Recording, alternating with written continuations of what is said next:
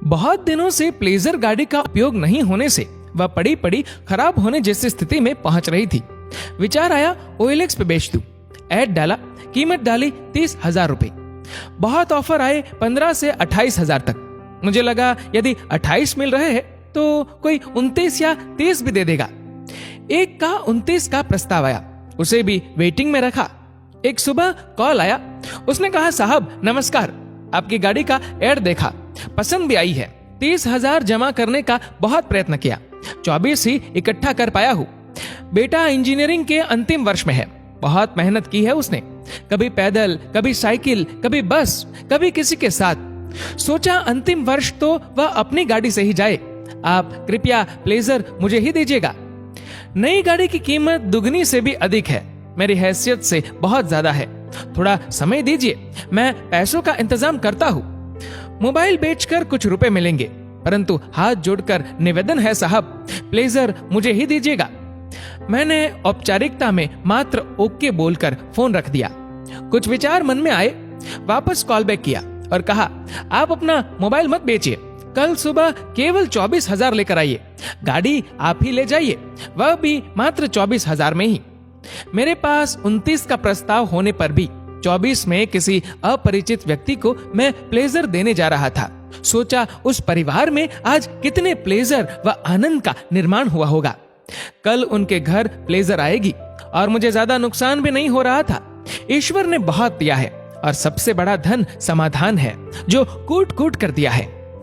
अगली सुबह उसने कम से कम 6 से 7 बार फोन किया।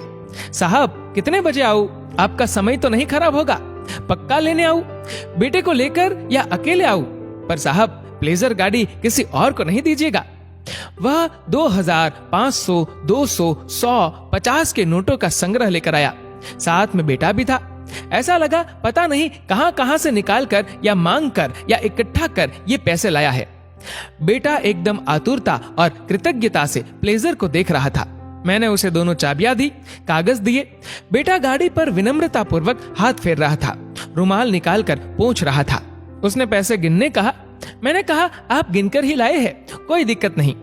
जब वो जाने लगे तो मैंने उन्हें 500 का एक नोट वापस करते हुए कहा घर जाते मिठाई लेते जाएगा। सोच ये थी कि कहीं तेल के पैसे भी है या नहीं। यदि नहीं है तो मिठाई और तेल दोनों इसमें से आ जाएंगे। आंखों में कृतज्ञता के आंसू लिए उन्होंने विदा ली और अपने प्लेजर ले गए। जाते समय बहुत ही आतुरता और विनम्रता से झुककर अभिवादन किया, बार बार आभार व्यक्त किया। हम लोग सहज भाव में कहते हैं इट्स माय प्लेजर, परंतु आज प्लेजर बेचते समय ही पता चला कि वास्तव में प्लेजर होता क्या है। जीवन में कुछ व्यवहार करते समय नफा नुकसान नहीं देखना चाहिए, अपने माध्यम से किसी को क्या सच में कुछ आनंद प्राप्त हुआ ये देखना भी होता है। आपसे निवेदन है कि ईश्वर ने आपको कुछ देने लायक बनाया हो या नहीं, किसी एक व्यक्ति को सुख देने या खुशी देने लायक तो बनाया ही है। आज सब्जी वाली किसी बुजुर्ग महिला या पुरुष को अपनी ओर से केवल 5 या 10 रुपए अधिक देकर देखेगा, वही प्लेजर न आए तो कहना। दोस्तों